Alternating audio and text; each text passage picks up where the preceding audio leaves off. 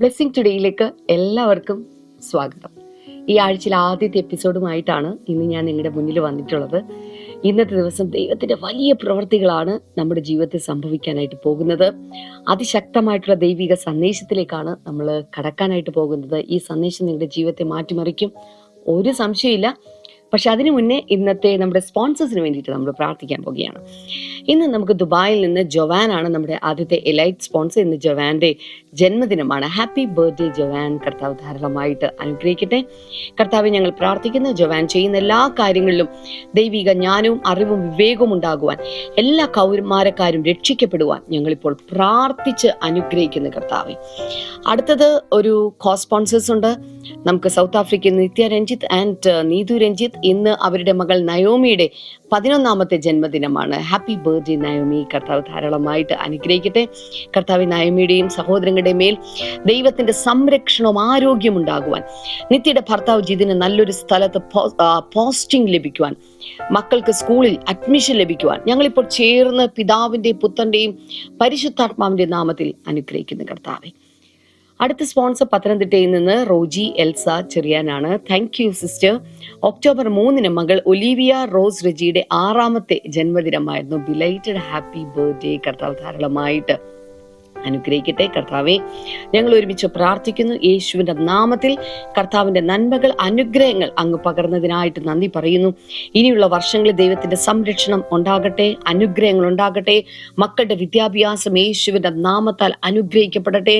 അവർക്ക് രോഗസൗഖ്യമുണ്ടാകട്ടെ എന്ന് ഞങ്ങൾ പ്രാർത്ഥിക്കുന്നപ്പാ. Thank you Jesus. ഹല്ലേലൂയ. കർത്താവെ, അങ്ങ് കൊടുത്ത വിടുതലിനായി നന്ദി, അങ്ങയുടെ മഹത്വത്തിനായി നന്ദി, യേശുവിൻ്റെ നാമത്തിൽ തന്നെ. ആമേൻ, ആമേൻ. കർത്താവ് നിങ്ങളെ ധാരാളമായിട്ട് അനുഗ്രഹിക്കട്ടെ. തുടർന്ന് അനുഗ്രഹിക്കപ്പെട്ട സന്ദേശത്തിലേക്കാണ് നമ്മൾ കടക്കാൻ പോകുന്നത്. 2 sticks എന്ന പേരിൽ അറിയപ്പെടുന്ന സന്ദേശം, 2 വടികൾ എന്ന് പറയുന്നത്. ആ സന്ദേശത്തിലേക്ക് നമുക്ക് വേഗത്തിൽ കടക്കാം.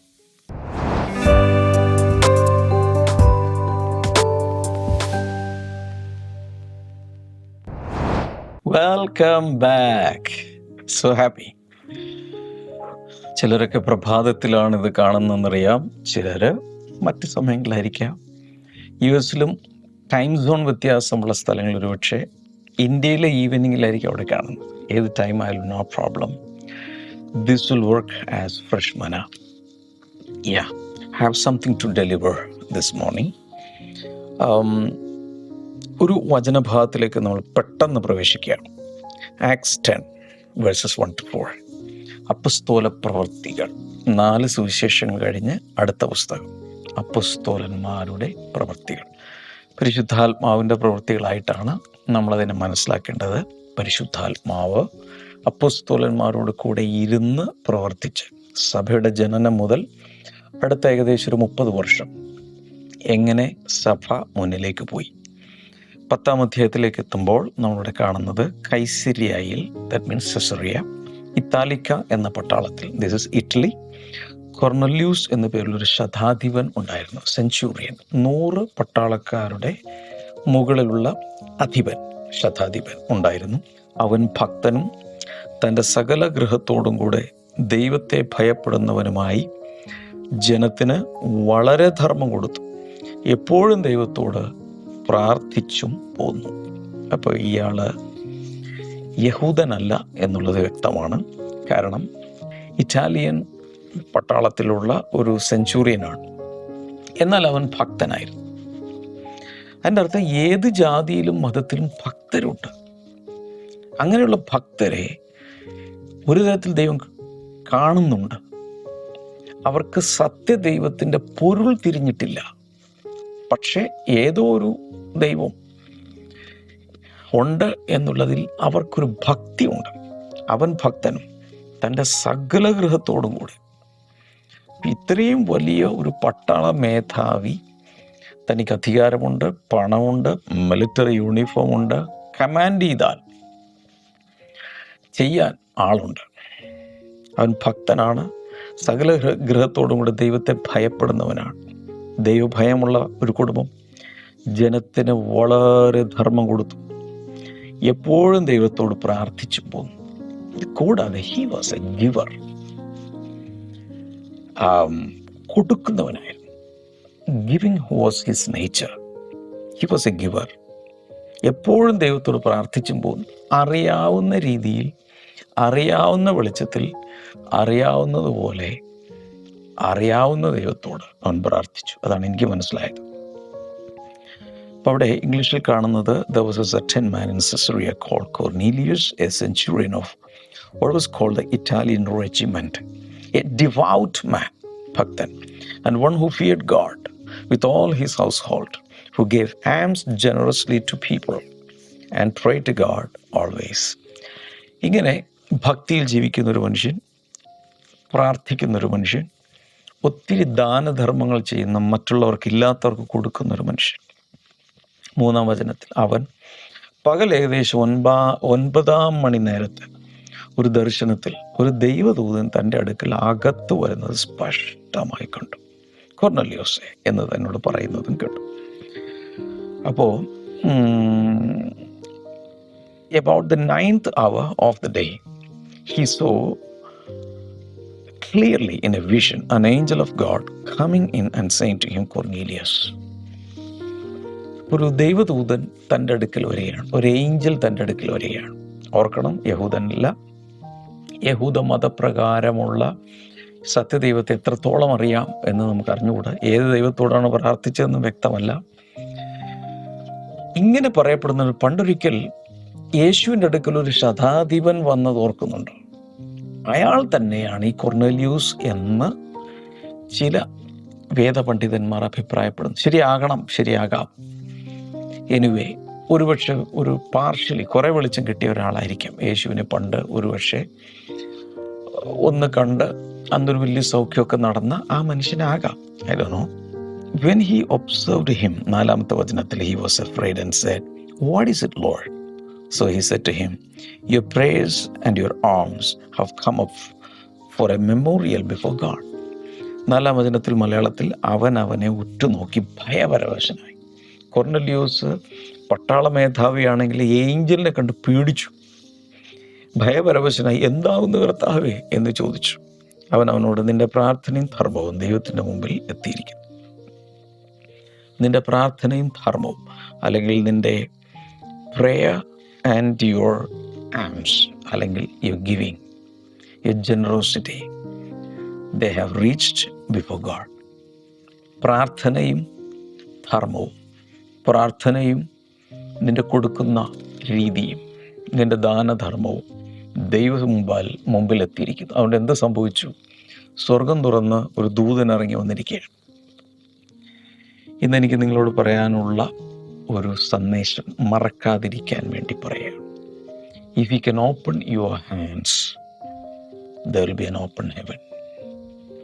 കൈ തുറന്നാൽ സ്വർഗം തുറക്കും. എല്ലാവരും ഒന്ന് പറഞ്ഞേ, കൈയൊക്കെ ഒന്ന് എടുത്തിട്ട് പറ. കൈ തുറന്നാൽ, ഒരു കൈ കൊണ്ട് കാണിക്കുക, സ്വർഗം തുറക്കും. ഇങ്ങനെ കാണിക്കുക. ഒന്നുകൂടെ, കൈ തുറന്നാൽ സ്വർഗം തുറക്കും. ഒന്നുകൂടെ, കൈ തുറന്നാൽ സ്വർഗം തുറക്കും. Open hands and open heaven. ഇവിടെ കൈ തുറന്ന് അവൻ കൊടുക്കാൻ തുടങ്ങി.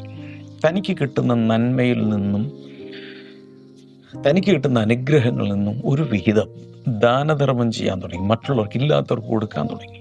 അങ്ങനെ കൊടുക്കാൻ തുടങ്ങിയതോടുകൂടെ സ്വർഗം തുറന്ന ദൂതൻ തൻ്റെ വീട്ടിൽ വിസിറ്റിന് വന്നിരിക്കുകയാണ്.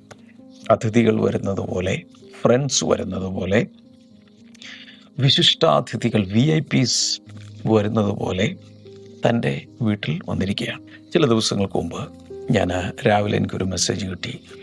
ഒരു കപ്പിൾ, ദമ്പതികൾ ചോദിക്കുകയാണ്, ഒന്ന് വന്ന് നേരിട്ട് കാണണം. ഞാൻ പറഞ്ഞു, വാ. അവർ വന്നു, ഉച്ചയോടുകൂടെ വന്നു, ഓഫീസിൽ വന്നു, ബ്ലെസ്സിങ് ടുഡേ ഓഫീസിൽ വന്ന് എന്നെ കണ്ടു. അവർ both of them were really excited. അവരുടെ മുഖത്ത് നോക്കിയാൽ അറിയാം സന്തോഷം. അവർ മലയാളികളല്ല, മറ്റ് സംസ്ഥാനത്ത് നിന്നുള്ള, എന്നാൽ ഇപ്പോൾ ഇവിടെ വർക്ക് ചെയ്യുന്ന പ്രൊഫഷണൽസാണ്. കർത്താവ് അവരോട് പറഞ്ഞു, ഒരു എമൗണ്ട് ബ്ലെസ്സിങ് ടുഡേക്ക് കൊടുക്കുക. അവർ ദൈവശബ്ദം കേട്ടു. ദൈവശബ്ദം കേട്ട ആ സമയം മുതൽ അവരുടെ അകത്തൊരു ഭയങ്കരമായ എക്സൈറ്റ്മെൻറ്റ്, അവരുടെ ജോലിയിൽ ഒരു വലിയ ബ്രേക്ക് ത്രൂ ഉണ്ടായി. ദൈവത്തോട് നന്ദി കാണിക്കാൻ വേണ്ടി, സുവിശേഷ പ്രവർത്തനങ്ങൾക്ക് വേണ്ടി കൊടുക്കണം. നേരിട്ട് എന്നെ കണ്ട് അത് തരാനും ദൈവിക ശുശ്രൂഷയ്ക്ക് കൊടുക്കാനും അപ്പോൾ തന്നെ പ്രാർത്ഥിപ്പിക്കാനുമായിട്ടാണ് അവർ വന്നിരിക്കുന്നത്. പക്ഷേ ഇതിനിടയിൽ ഒരു കാര്യം അവരെന്നോട് ഷെയർ ചെയ്തു. അവർ കാർ ഓടിച്ചു വരുമ്പോൾ വലിയൊരു ദൈവസാന്നിധ്യം അവരുടെ കാറിനകത്തിറങ്ങി. ഇറങ്ങിയിട്ട് ഒരു പ്രത്യേക വചനഭാഗം ദൈവം അവരെ കാണിച്ചു. ആ വചനഭാഗം 1 രാജാക്കന്മാർ 17-ാം അധ്യായത്തിലെ, അതായത് ഏലിയാവിൻ്റെ സ്റ്റോറിയിൽപ്പെട്ട ഒരു സംഭവമാണ്. 1 രാജാക്കന്മാർ 17-ാം അധ്യായം 8-ാമത്തെ വചനം മുതലുള്ളൊരു ഭാഗം പരിശുദ്ധാത്മാവ് അവരോട് സംസാരിച്ചൊരു പ്രത്യേക റെവലേഷൻ അവരുടെ അകത്തേക്ക് വന്നു. ആ സമയം മുതൽ കാറിനകത്തൊരു ഭയങ്കരമായ ദൈവസാന്നിധ്യം. കാർ ഓടിക്കുന്നതിനിടയിൽ ഭാര്യയും ഭർത്താവും, മക്കൾ കൂടെ വന്നിട്ടുള്ള ഭാര്യയും ഭർത്താവും എക്സൈറ്റഡ് ആയിട്ട് അതിനകത്ത് സന്തോഷിച്ച് ദൈവത്തിന് നന്ദി പറയുന്നു, പാടുന്നു. അവർക്ക് കിട്ടിയൊരു വെളിപ്പാട് എന്നോട് ഷെയർ ചെയ്തു. ഞാനും ഇതിനു മുമ്പ് ഒരിക്കലും ചിന്തിച്ചിട്ടില്ലാത്തൊരു കാര്യമാണ് അവർക്ക് കിട്ടിയ റെവലേഷൻ. ഞാൻ നിങ്ങളോട് പങ്കുവയ്ക്കാം. 1 Kings chapter 17 and verse number 8 onwards. And the word of the Lord came to him saying, this is to Elijah the prophet. ദൈവവചനം ഏലിയാവിൻ്റെ അടുക്കിലേക്ക് വന്നിരിക്കുകയാണ്. Arise, get thee to Zarephath, which belongeth to Sidon. ഇത് king James version എന്നാണ് ഞാൻ വായിക്കുന്നത്. അവിടെയാണ് clear ആയിട്ട് ഇത് എഴുതിയിരിക്കുന്നത്. And dwell there. Behold, I have commanded a widow woman there to sustain thee. അപ്പം ഇതിനു മുമ്പ് കാര്യങ്ങളൊക്കെ അറിയാമല്ലോ. ഇനി ഞാൻ പറഞ്ഞിട്ടല്ലാതെ ഇവിടെ മഴ ഉണ്ടാകുകയില്ല എന്ന് അദ്ദേഹം പരസ്യമായി പ്രഖ്യാപിക്കുന്നു. ദേശത്ത് മുഴുവൻ വരൾച്ച ഉണ്ടാകുന്നു. താൻ കെരീത്ത് തോട്ടിൽ പോയി പാർക്കുന്നു. അവിടെ കാക്കകൾ തന്നെ പോറ്റുകയാണ്. കാക്കകൾ തന്നെ പോറ്റുന്നു. This is a miracle. എത്ര നാളാണോ, ഒത്തിരി മാസങ്ങളോ വർഷങ്ങളോ ഒരു പക്ഷേ പോറ്റിക്കാണും. എല്ലാ ദിവസവും കൃത്യസമയത്ത് കാക്കകൾ കൊണ്ടുവന്ന് തനിക്ക് ആഹാരം കൊടുക്കുന്നു. മിറക്കിൾ. ഇതാ ദൈവം. നാം സേവിച്ചു നിൽക്കുന്ന ദൈവം ആരെക്കൊണ്ട് വേണേലും തൻ്റെ കുഞ്ഞുങ്ങളെ പോറ്റും. അതാണ് അതിൽ നിന്ന് നമുക്ക് പഠിക്കാനുള്ളത്.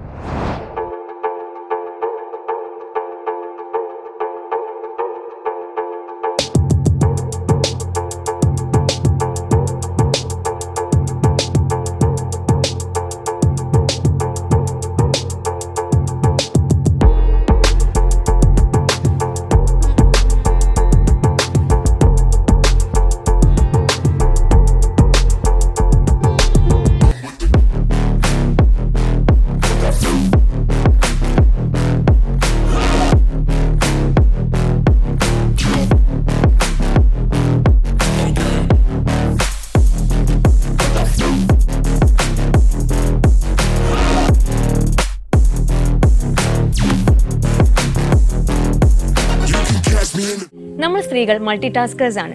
ഡെയിലി ഒത്തിരി കാര്യങ്ങൾ ചെയ്യുന്നത് കൊണ്ട് end of the day physically and mentally വീക്കായി പോകാറുണ്ട്. പക്ഷെ ദൈവവചനത്തിൽ നമ്മൾ ശക്തമായി തിരിച്ചു വരാറുണ്ട്. അതുപോലെ തന്നെ ഒത്തിരി family issues, job issues, health problems ഒക്കെ കാരണം ഒത്തിരി പേര് പല പ്രശ്നങ്ങളിലൂടെ കടന്നു പോകുന്നവരുണ്ടാകും. പക്ഷെ ഞാൻ പറയട്ടെ, ഏത് സിറ്റുവേഷനിലാണെങ്കിലും ഏത് സിറ്റുവേഷൻ വന്നാൽ നമ്മൾ സ്ത്രീകൾ ആ ഒരു സിറ്റുവേഷൻ ഒതുങ്ങി പോകേണ്ടവരല്ല. മറിച്ച് നമുക്കൊരു വിളിയുണ്ട്, to stand for the Christ. Yes, Blessing Today International Church ഒരുക്കുന്നു Glow 2024 Women's Conference on November 8th and 9th at Blessing Today International Church. 21 വയസ്സ് മുതൽ ഏത് ഏജുള്ള സ്ത്രീകൾക്കും ഈ ഒരു കോൺഫറൻസിൽ പങ്കെടുക്കാം. ഇതൊരു വലിയ ഉണർവിന്റെയും അനുഗ്രഹത്തിന്റെയും ഒരു കോൺഫറൻസ് ആണ്. നിങ്ങൾ എന്തായാലും രജിസ്റ്റർ ചെയ്യണം. രജിസ്റ്റർ ചെയ്യേണ്ട ഡീറ്റെയിൽസ് നമ്മുടെ വെബ്സൈറ്റിൽ അവൈലബിൾ ആണ്. കൂടാണ്ട് വരുമ്പോൾ ഒറ്റയ്ക്ക് വരരുത്, കൂടെ നിങ്ങളുടെ ഒരു ഫ്രണ്ടിനെയോ റിലേറ്റീവിനെ തീർച്ചയായിട്ടും കൊണ്ടുവരണം. അവരെ അനുഗ്രഹിക്കപ്പെടുമ്പോൾ നിങ്ങളും അനുഗ്രഹിക്കപ്പെടും. So mark your calendars on November 8th and 9th at Blessing Today International Church and we will see you there. പക്ഷെ കുറെ കഴിഞ്ഞപ്പോൾ തോട്ടിലെ വെള്ളം വറ്റിപ്പോയി. അപ്പോൾ കെരീത്ത് തോട്ടിൽ നിന്ന് വെള്ളം കുടിക്കുക, കാക്കകൾ കൊണ്ടുവരുന്ന ആഹാരം കഴിക്കുക, ഇതായിരുന്നു പരിപാടി. ഇത് വറ്റിയതോടുകൂടെ അദ്ദേഹത്തോട് ദൈവവചനം പറയുകയാണ്, ഇനി നീ പോകേണ്ടത് സാരഫാത്തിലെ ഒരു വിധവയുടെ അടുക്കിലേക്കാണ്. So he rose and went to Zarephath, and when he came to the gate of the city, behold, the widow woman was there gathering sticks. And he called to her and said, fetch me, I pray thee, a little water in a vessel that I may drink. അപ്പോൾ ഗേറ്റിൻ്റെ അടുത്ത് എത്തിയപ്പോഴത്തേക്കും മലയാളത്തിൽ കൂടെ വായിച്ച് കേൾപ്പിക്കാം. ഈ സ്ത്രീ അവിടെ ഗേറ്റിൻ്റെ അടുത്ത് നിൽപ്പുണ്ട്, പട്ടണവാതിക്കൽ. അപ്പോൾ അവരെ വിറക് വിറക്കുന്നു. ആദ്യം പറഞ്ഞു, എനിക്കൊരു ഇത്തിരി വെള്ളം കുടിക്കാൻ താ. കെരീത്ത് തോട്ടിലെ വെള്ളം വറ്റി ഒരുപക്ഷെ ഒന്ന് ഒരിറ്റ് വെള്ളം കുടിച്ചിട്ട് ചിലപ്പോൾ സമയമായി, നല്ല ദാഹമുണ്ട്, അതുകൊണ്ട് അല്പം വെള്ളം കൊണ്ടുവരാൻ പറഞ്ഞു. And as she was going to fetch it, he called to her and said, "Bring me, I pray thee, a morsel of bread in thine hand." അത് കൂടാതെ വരുമ്പോൾ ഒരല്പം ഭക്ഷണം അവിടെ കൊണ്ടുവരാൻ പറഞ്ഞു, ഒരല്പം അട കൊണ്ടുവരാൻ പറഞ്ഞു. ഇവിടെ അന്ന് പ്രവാചകന്മാരെ കണ്ടാൽ ആർക്കും തിരിച്ചറിയാമായിരുന്നു. പ്രവാചകന്മാർ പ്രത്യേക രീതിയിലുള്ള ഒരുപക്ഷെ ഒട്ടകരോമം കൊണ്ടോ അത് പ്രത്യേക രീതിയിലുള്ളൊരു ഡ്രസ്സാണ്, ഒരു പ്രൊഫറ്റ്സിൻ്റെ യൂണിഫോം ഉണ്ടായിരുന്നു. അതുകൊണ്ട് അവർക്ക് പെട്ടെന്ന് മനസ്സിലായി കാണും ഇത് ദൈവപുരുഷനാണ്, പ്രവാചകനാണ്. വെള്ളം ചോദിച്ചു, അല്പം അട കൊണ്ടുവരാൻ പറഞ്ഞു. And she said, "As the Lord thy God liveth, I have not a cake, but a handful of meal in a barrel, and a little oil in a cruse. And behold, I am gathering 2 sticks, that I may go in and dress it for me and my son, that we may eat it and die." അപ്പം അവിടെ അവൾ പറയുന്നത് ദൈവത്താണ്, യഹോവയാണ് സത്യം, എൻ്റെ വീട്ടിലൊന്നും തരാനില്ല. ഞാൻ എൻ്റെ മലയാളം കൂടി ഒന്ന് വായിച്ചിട്ട് തിരിച്ചു വരാം. 8-ാമത്തെ വചനം മുതൽ മലയാളത്തിൽ കൂടി വായിക്കണം. അപ്പോൾ അവന് യഹോവയുടെ അരുളപ്പാടുണ്ടായത് എന്തെന്നാൽ, നീ എഴുന്നേറ്റ് സീദോനോട് ചേർന്ന സാരഫാത്തിലേക്ക് എന്ന് അവിടെ പാർക്കും. നിന്നെ പുലർത്തേണ്ടതിന് അവിടെയുള്ളൊരു വിധവയോട് ഞാൻ കൽപ്പിച്ചിരിക്കുന്നു. അപ്പം ദൈവത്തിൻ്റെ കമാൻഡ് ആദ്യം എവിടെ പോയി? കാക്കയ്ക്ക് പോയി, റേവൻസ്. അവിടെ തീർന്നപ്പോൾ വെള്ളം വറ്റിയ സമയത്ത് അവിടെ നിന്ന് ട്രാൻസ്ഫറായി എവിടെ വന്നിരിക്കുന്നു? ഈ സാരഫാത്തിൽ വന്നിരിക്കുക. അവിടെ ഒരാളോട് ഞാൻ കൽപ്പിച്ചിട്ടുണ്ട്. എൻ്റെ അർത്ഥം ആ വിധവയുടെ അകത്ത്, ആ വിധവയോട് ദൈവത്തിനൊരു കൽപ്പന വന്നിരിക്കുകയാണ്. എൻ്റെ ദാസനായ ഏലിയാവ് എന്ന ഈ പ്രവാചകനെ നീ പോറ്റുക, ഞാൻ പറയുന്നവരെ. അങ്ങനെ അവൻ എഴുന്നേറ്റ് സാരഫാത്തിലേക്ക് പോയി. അവൻ പട്ടണവാതിക്കലെത്തിയപ്പോൾ അവിടെ ഒരു വിധവ വിറക് പെറുക്കിക്കൊണ്ടിരുന്നു. അവൻ അവളെ വിളിച്ചു, എനിക്ക് കുടിപ്പാൻ ഒരു പാത്രത്തിൽ കുറെ വെള്ളം കൊണ്ടുവരണമേ എന്ന് പറഞ്ഞു. അവൾ കൊണ്ടുവരുവാൻ പോകുമ്പോൾ, ഒരു കഷ്ണം അപ്പവും കൂടെ നിന്റെ കയ്യിൽ കൊണ്ടുവരണമേ എന്ന് അവൻ അവളോട് വിളിച്ചു പറഞ്ഞു. പോകുന്ന വഴിയിൽ വിളിച്ചു പറഞ്ഞു. അതിനവൾ, നിന്റെ ദൈവമായ യഹോവയാണ്, കലത്തിൽ ഒരു പിടി മാവും തുരുത്തിൽ അല്പം എണ്ണയും മാത്രമല്ലാതെ എനിക്ക് ഒരപ്പവുമില്ല. ഞാനിതാ 2 വിറക് പെറുക്കുന്നു. എല്ലാവരും ഇങ്ങനെ ഒന്ന് പിടിച്ചേ, 2 വിറക്. ഈ വിറക് പെറുക്കുന്നു മാത്രമേ ഞാൻ ശ്രദ്ധിച്ചിട്ടുള്ളൂ. പക്ഷേ അന്ന് ആ കാറിൽ ദൈവസാന്നിധ്യം ഇറങ്ങിയ സമയത്ത് ഈ ദമ്പതികളെ ദൈവം കാണിച്ചു കൊടുത്തു. ഈ വചനം എടുത്ത് വായിച്ചു നോക്കാൻ പറഞ്ഞു. മലയാളത്തിൽ കൃത്യമായിട്ട് എഴുതിയിട്ടുണ്ട് 2 വിറക് പെറുക്കും. 2. ഞാനെപ്പോഴും ചിന്തിക്കും, ഒരു വിറക് പെറുക്കുന്ന ഒരു കെട്ട് വിറക് പെറുക്കും. പക്ഷേ 2 വിറക് പെറുക്കും. അവിടെ എണ്ണം പറഞ്ഞിട്ടുണ്ട്. 2 sticks ഇംഗ്ലീഷിൽ പറഞ്ഞിട്ടുണ്ട്, കിങ് ജെയിംസ് വേർഷനിൽ. 2 വിറക് പെറുക്കും. അതുകൊണ്ട് ചെന്ന് എനിക്കും മകനും വേണ്ടി ഒരുക്കി, അത് ഞങ്ങൾ തിന്നിട്ട് മരിപ്പാനിരിക്കുകയാകുന്നു എന്ന് പറഞ്ഞു. ദേശം മുഴുവൻ ക്ഷാമമുണ്ടായി, ഭയങ്കരമായ ഫാമിൻ നടന്നിട്ട് പട്ടിണി മരണങ്ങൾ നടക്കുകയാണ്. പലരും പട്ടിണി കിടന്ന് മരിക്കുകയാണ്. ആ സമയത്ത് ഈ വിധവയ്ക്കൊരു മോനുണ്ട്, single mother, widow, and she has a son. ഇനി മുന്നോട്ട് പോകാൻ ഏറ്റവും ലാസ്റ്റ് അവരുടെ ജാറിൽ എണ്ണപാത്രത്തിൽ ഒരല്പ എണ്ണയും ഒരു പിടി മാവ് മാത്രമേ ഉള്ളൂ. ഒരു കഷ്ടി ഒരട ഉണ്ടാക്കാം. ആ ഒരട ഉണ്ടാക്കി 2 പേരും കൂടി ഒരുപക്ഷെ പകുതി കഴിച്ച ശേഷം പിന്നെ ഒന്നും തന്നെ ഇല്ല, നാട്ടിലില്ല, വീട്ടിലില്ല, പിന്നെ മരണം മാത്രമാണ്. മരണത്തെ മുഖാമുഖം കണ്ടുകൊണ്ടിരിക്കുന്ന ഭർത്താവില്ലാത്ത വിധവയോടാണ് പ്രവാചകൻ ദൈവാത്മാവിൽ കൽപ്പന ലഭിച്ചിട്ട് വന്ന് പറയുന്നു, ഒരു കഷ്ണം അട കൂടി കൊണ്ടുവരണം. This is A situation, this is really awkward അല്ലേ? ഈ ഒരു സാഹചര്യത്തിൽ നമ്മളാണെങ്കിൽ ചോദിക്കാൻ തോന്നുമോ? പക്ഷെ ദൈവമാണ് കൽപ്പിച്ചത്. ആ കൽപ്പനയിൽ മിറക്കിളുണ്ട്. ശ്രദ്ധിച്ച് കേൾക്കണം. ഞെരുക്കത്തിലാണെങ്കിലും ദൈവത്തിൻ്റെ വചനം അനുസരിക്കുമ്പോൾ അതിനകത്തൊരു അത്ഭുതം ഒളിച്ചിരിപ്പുണ്ട്. ഇതെത്ര പേർ മനസ്സിലാവുമെന്ന് എനിക്ക് അറിഞ്ഞുകൂടാ. ഞാനും വലിയൊരു അഭിഷേകത്തിലിരുന്നുകൊണ്ടാണ് ഇത് പറയുന്നത്. ഞെരുക്കത്തിലിരിക്കുന്ന, ദാരിദ്ര്യത്തിലിരിക്കുന്ന, കടഭാരത്തിലിരിക്കുന്ന, ജപ്തി മുന്നിൽ കാണുന്ന പലിശക്കടവും കൂട്ടുപലിശ എല്ലാം കൂടി ചേർന്ന് ഇനി മുമ്പിലേക്ക് ജീവിതമില്ലെന്ന് ചിന്തിക്കുന്നവരോട് പോലും ഞാൻ പറയാം, ദൈവത്തിൻ്റെ കൽപ്പന അനുസരിക്കാമെങ്കിൽ അതിനകത്ത് സൂപ്പർ നാച്ചുറൽ ചില മിറക്കിളിരിപ്പുണ്ട്. എന്ത് സംഭവിച്ചു? ഏലിയാവളോട് 13-ാം വചനം, ഭയപ്പെടണ്ട, നീ ചെന്ന് പറഞ്ഞതുപോലെ ചെയ്യുക, എന്നാൽ ആദ്യം എനിക്ക് ചെറിയ ഒരു അട ഉണ്ടാക്കി കൊണ്ടുവരിക, പിന്നെ നിനക്ക് മകനും വേണ്ടി ഉണ്ടാക്കി കൊടുക്കുക. ചുരുക്കി പറഞ്ഞാൽ ഉള്ള ഹാൻഡ്ഫുൾ ഓഫ് ഫ്ലവർ അല്പമുള്ളൂ, ഒരടയ്ക്ക് തന്നെ കഷ്ടിയാണ്. പക്ഷേ അദ്ദേഹം പറയുന്നത് ഒരു ചെറിയ അട ആദ്യം ഉണ്ടാക്കുക, അത് രണ്ടാക്കുക, ആ മാവ് രണ്ടാക്കുക, ഒരട ആദ്യം ഉണ്ടാക്കി എനിക്ക് കൊണ്ടുവന്ന് കുറച്ച് വെള്ളം എന്താ, എന്നിട്ട് ബാക്കി ഉള്ള മാവ് കൊണ്ട്, അപ്പോൾ ഒരു അരയടക്ക് പോലും തികയാത്ത, ഒരു മൗത്ത് ഫുൾ പോലും ഇല്ലാത്തത് ഉണ്ടാക്കി നീ കഴിച്ചോളാം. Very awkward situation, very awkward. 14, യഹോവ ഭൂമിയിൽ മഴ പെയ്ക്കുന്ന നാൾ വരെ കലത്തിലെ മാവ് തീർന്നു പോകുകയില്ല, ഭരണിയിലെ എണ്ണ കുറഞ്ഞു പോകുകയുമില്ല എന്ന് ഇസ്രായേലിൻ്റെ ദൈവമായ യഹോവ അരുളിച്ചെയ്യുന്നു എന്ന് പറഞ്ഞു. ഇത് വേറൊരു തലത്തിലാണ് പരിശുദ്ധാത്മ നിറവിൽ പ്രവാചകൻ മൂവ് ചെയ്യുന്നത്. ഭൗതികമായി കാണുന്നതല്ല, ഭൗതികമായി കാണുന്നതിനപ്പുറത്ത് കാണാത്ത ചില കാര്യങ്ങൾ കാണാൻ പരിശുദ്ധാത്മ നിറവിൽ സാധിക്കും. ഈ ഒരു ലെവലിലോട്ട് ആരെങ്കിലുമൊക്കെ ഒന്ന് കയറി വന്നേ, അവൾ ചെന്ന് ഏലിയ പറഞ്ഞതുപോലെ ചെയ്തു. That's it, she obeyed. അങ്ങനെ അവളും അവനും അവളുടെ വീട്ടുകാരും ഏറിയെന്നാൾ അഹോവൃത്തി കഴിച്ചു. യഹോവ ഏലിയ മുഖാന്തരം അരുളി ചെയ്ത വചനപ്രകാരം കലത്തിലെ മാവ് തീർന്നു പോയില്ല, ഭരണിയിലെ എണ്ണ കുറഞ്ഞു പോയതുമില്ല. വാ, ഇവള് ചെയ്തത് എന്താണ്? ഉള്ള ഒരട ഉണ്ടാക്കാൻ പോലും തികയാത്ത മാവ് രണ്ടാക്കി, എന്നിട്ട് ആദ്യം ഒരട ഈ പ്രവാചകൻ ഉണ്ടാക്കി കൊടുത്തു. അതിനുശേഷം മറ്റേത് കൊണ്ട് ഉണ്ടാക്കാൻ ശ്രമിച്ചപ്പോൾ കാണുന്ന കാഴ്ച, കലത്തിൽ മാവ് എടുത്ത് ഒരെണ്ണം ഉണ്ടാക്കി പകുതിയെ കാണേണ്ട ആവശ്യമുള്ളൂ, പക്ഷെ അവിടെ കലം നിറഞ്ഞു വരുന്നു. എണ്ണ കുറേ ഇട്ടാണ് ഉണ്ടാക്കിയത്, പക്ഷെ നോക്കുമ്പോൾ എണ്ണയിൽ ആ ഭരണിയിലെ എണ്ണ കുറഞ്ഞിട്ടുമില്ല.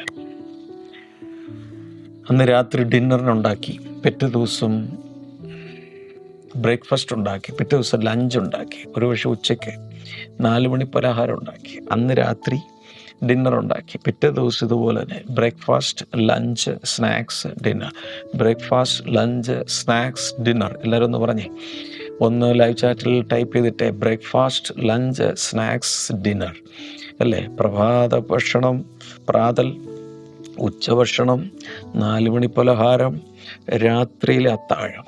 എല്ലാ ദിവസവും അവളും ആ വീട്ടുകാരും, വീട്ടിൽ ആരൊക്കെ ഉണ്ടോ, ഇപ്പോൾ മോനെ പറഞ്ഞു, പിന്നെ വേറെ എക്സ്റ്റെൻഡഡ് ഫാമിലി ആരെങ്കിലും ഉണ്ടോ എന്ന് അറിഞ്ഞുകൂടാ, ഈ ദൈവദാസനം എന്ന് വെച്ചാൽ മഴ പെയ്ത് പിന്നെ 3.5 വർഷത്തിന് ശേഷമാണ് മഴ പെയ്യുന്നത്. എത്ര നാളാണ് ഇത് സംഭവിച്ചതെന്ന് എനിക്കറിഞ്ഞുകൂടാ. ഏതായാലും മഴ പെയ്ത് അവിടെ കൃഷി ഇറക്കി ധാന്യം വിളഞ്ഞ് ആ വിളവ് കൊണ്ട് മാവുണ്ടാകുന്നത് വരെയുള്ള കാലഘട്ടം മുഴുവൻ അവിടെ പറയുന്നു, യഹോവ ഏലിയാവ് എന്ന പ്രവാചകൻ മുഖാന്തരം അരുളി ചെയ്ത വചനപ്രകാരം അവളുടെ കലത്തിലെ മാവ് തീർന്നു പോയില്ല, ഭരണിയിലെ എണ്ണ കുറഞ്ഞു പോയതുമില്ല. ഇനിയാണ് ഞാൻ പറയാൻ പോകുന്ന ഏറ്റവും പ്രധാനപ്പെട്ട കാര്യം ശ്രദ്ധിക്കേണ്ടത്. നിങ്ങൾ ശ്രദ്ധിച്ചായിരുന്നു, ഞാൻ ഇടയ്ക്കിടയ്ക്ക് എടുത്തു പറഞ്ഞൊരു കാര്യമാണ്. 12-ാം വചനത്തിൽ, and behold I am gathering 2 sticks. 12-ാം വചനത്തിൽ പറയുന്നത്, ഞാൻ 2 വിറക് പെറുക്കുന്നു.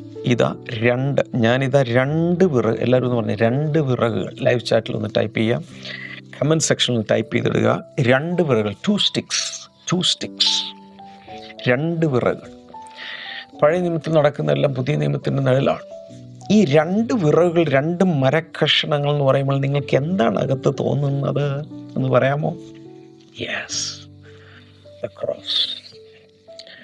ഈ വിധവ 2 വിറകാണ് പെറുക്കിയത്. കാരണം ആ 2 വിറക് കഷ്ണം കൊണ്ട് കത്തിച്ച് ഉണ്ടാക്കാനുള്ള സാമഗ്രി അവിടെ ഉള്ളൂ. ആ വിറക് തീരുന്നതോടുകൂടെ അടുപ്പ് കെടും, അതോടുകൂടെ മാവും തീരും, എണ്ണയും തീരും, ഫിനിഷ്, എല്ലാം തീർന്നു.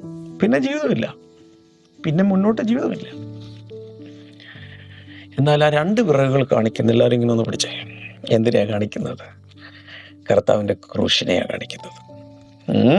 2 വിറകുകൾ. ദാറ്റ് മീൻസ് നമ്മുടെ ജീവിതത്തിലേക്കുള്ള സപ്ലൈ കിടക്കുന്നത് എവിടെയാണ്? കർത്താവിൻ്റെ കുരിശിനോട് ബന്ധപ്പെട്ടാണ് കിടക്കുന്നത്. അനേക പ്രാവശ്യം ഞാനിത് പറഞ്ഞിട്ടുണ്ടെങ്കിലും 2 കൊരിന്ത്യർ 8:9, 2 Corinthians 8:9, if you know the grace of our Lord Jesus Christ, that though he was rich, yet for your sake he became poor, so that you through his poverty might become rich. നമ്മുടെ കർത്താവായ യേശുവിൻ്റെ കൃപ, അവൻ സമ്പന്നനായിരുന്നിട്ടും താൻ ദരിദ്രനായി തീർന്നത് അവൻ്റെ സമ്പന്നതയാണ്. നമ്മുടെ ദാരിദ്ര്യം മാറി നമ്മൾ സമ്പന്നരായി മാറാൻ വേണ്ടിയാണ്. ഈ വചനം ഒരിക്കൽ വിദേശ രാജ്യത്തൊരു സ്ഥലത്ത് ഞാനിത് പ്രസംഗിച്ചപ്പോൾ ഞാനിങ്ങനെ പറഞ്ഞു, ഇവിടെയൊക്കെ ഞാൻ പറഞ്ഞിട്ടുണ്ട്, നമ്മുടെ ബാങ്ക് അക്കൗണ്ടുകൾ ബന്ധിപ്പിക്കേണ്ടത് കർത്താവിൻ്റെ കുരിശിനോടാണ്. കാരണം ആ ക്രൂശിലാണ് ഒരു വലിയ റിലീസ് നടക്കുന്നത്. ഞാനത് പറഞ്ഞപ്പോൾ അവിടുത്തെ ആളുകൾ ഒത്തിരി തെറ്റിദ്ധരിച്ചു, ഞാൻ എന്തോ സമൃദ്ധിയുടെ സുവിശേഷകനാണ് എന്നൊക്കെയുള്ളൊരു വലിയ തെറ്റിദ്ധാരണയും പൊല്ലാപ്പൊക്കെ അവിടെ ഉണ്ടായി. എന്തായാലും ദൈവവചനം വ്യക്തമായി പഴയ നിയമത്തിൽ എവിടെ നോക്കിയാലും നമ്മൾ കാണുന്നത് 2 sticks, 2 മരക്കഷ്ണങ്ങൾ. അതിനോടാണ് നമ്മുടെ വിടുതൽ, ഭൗതികമായ വിടുതൽ പോലെ സപ്ലൈ പോലും കണക്റ്റ് ആയിരിക്കുന്നത്. ഞാനൊന്നും മുഴുവൻ പറഞ്ഞു തീർന്നിട്ടില്ല. ചില പ്രത്യേക ടെസ്റ്റിമണീസും ചില പ്രത്യേക വിടുതലുകളും ഈ ദിവസങ്ങൾ നടന്നുകൊണ്ടിരിക്കുകയാണ്. നിങ്ങൾക്ക് അതിലൊരു പങ്കുണ്ട് ഇതിൽ കാണുന്ന നിമിത്തം. ഞാനത് ബാക്കി നാളെ പറയാം. ഞാനിപ്പോൾ പ്രാർത്ഥിക്കാം. കൈ ഒന്നിങ്ങോട്ട് തെറ്റിപ്പിടിക്കാം. കർത്താവേ, ആ 2 മരക്കഷ്ണങ്ങൾ കാൽവരി ക്രൂശിൽ ഞങ്ങൾ കാണുന്നു. ഞങ്ങൾ വിടുതൽ അവിടെ നിന്നാണ് വരുന്നതെന്ന് ഞങ്ങൾ മനസ്സിലാക്കുന്നു. കർത്താവേ, കൊർന്നലിയോസിൻ്റെ വീട്ടിൽ അവൻ്റെ കൈ തുറന്നത് നിമിത്തം ദൂതൻ സ്വർഗം തുറന്നിറങ്ങിയതുപോലെ വിധവയുടെ വീട്ടിൽ ആ 2 സ്റ്റിക്കുകൾ, 2 മരക്കഷ്ണങ്ങൾ അവൾ എടുത്തു കൊണ്ടുവന്ന് കത്തിച്ചു. ആ മരക്കഷ്ണങ്ങൾ ക്രൂശിനെയാണല്ലോ കാണിക്കുന്നത്. അതിലൂടെ കർത്താവെ, ആ ബന്ധപ്പെട്ട് കിടക്കുന്ന വിടുതൽ അവിടെ ഉണ്ടായി. അവൾ കൈ തുറന്നപ്പോൾ കൊർന്നലിയോസ് കൈ തുറന്നു, വിധവ കൈ തുറന്നു. അതോടെ അവിടെ വലിയ സ്വർഗം തുറന്ന് സമൃദ്ധി ഉണ്ടായതുപോലെ യേശുവിൻ്റെ നാമത്തിൽ ഈ ഭവനങ്ങളിൽ വിശ്വസിക്കുന്നവർക്ക് ഈ വിടുതലുകൾ ഉണ്ടാകട്ടെ എന്ന് ഞാൻ പ്രാർത്ഥിക്കുന്നു.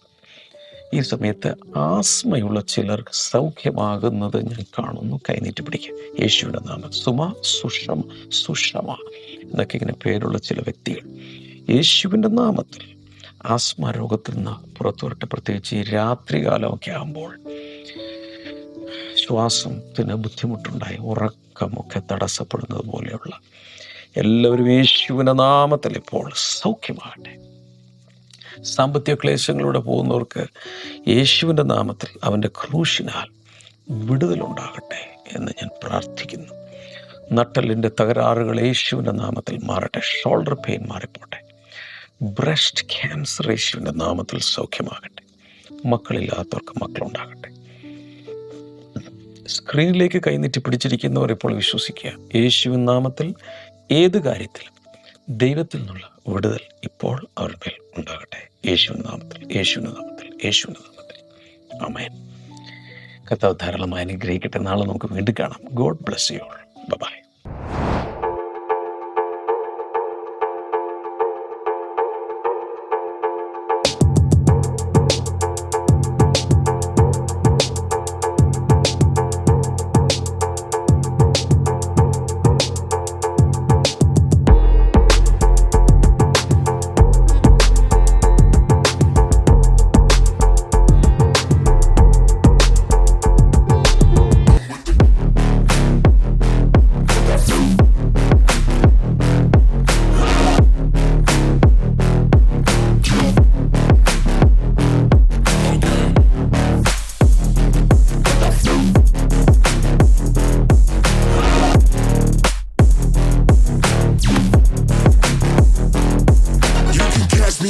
നമ്മൾ സ്ത്രീകൾ മൾട്ടി ടാസ്കേഴ്സ് ആണ്. ഡെയിലി ഒത്തിരി കാര്യങ്ങൾ ചെയ്യുന്നത് കൊണ്ട് end of the day physically and mentally വീക്കായി പോകാറുണ്ട്. പക്ഷെ ദൈവവചനത്താൽ നമ്മൾ ശക്തമായി തിരിച്ചു വരാറുണ്ട്. അതുപോലെ തന്നെ ഒത്തിരി family issues, job issues, health problems ഒക്കെ കാരണം ഒത്തിരി പേര് പല പ്രശ്നങ്ങളിലൂടെ കടന്നു പോകുന്നവരുണ്ടാകും. പക്ഷെ ഞാൻ പറയട്ടെ, ഏത് സിറ്റുവേഷനിലാണെങ്കിലും ഏത് സിറ്റുവേഷൻ വന്നാൽ നമ്മൾ സ്ത്രീകൾ ആ ഒരു സിറ്റുവേഷൻ ഒതുങ്ങിപ്പോകേണ്ടവരല്ല, മറിച്ച് നമുക്കൊരു വിളിയുണ്ട്, to stand for the Christ. Yes, blessing today international church ഒരുക്കുന്നു glow 2024 women's conference on November 8th and 9th at blessing today international church. 21 വയസ്സ് മുതൽ ഏത് ഏജുള്ള സ്ത്രീകൾക്കും ഈ ഒരു കോൺഫറൻസിൽ പങ്കെടുക്കാം. ഇതൊരു വലിയ ഉണർവിന്റെയും അനുഗ്രഹത്തിന്റെയും ഒരു കോൺഫറൻസ് ആണ്. നിങ്ങൾ എന്തായാലും രജിസ്റ്റർ ചെയ്യണം. രജിസ്റ്റർ ചെയ്യേണ്ട ഡീറ്റെയിൽസ് നമ്മുടെ വെബ്സൈറ്റിൽ അവൈലബിൾ ആണ്. കൂടാണ്ട് വരുമ്പോൾ ഒറ്റയ്ക്ക് വരരുത്, കൂടെ നിങ്ങളുടെ ഒരു ഫ്രണ്ടിനെയോ റിലേറ്റീവിനെ തീർച്ചയായിട്ടും കൊണ്ടുവരണം. അവരെ അനുഗ്രഹിക്കപ്പെടുമ്പോൾ നിങ്ങളും അനുഗ്രഹിക്കപ്പെടും. So mark your calendars on November 8th and 9th at Blessing Today International Church and we will see you there.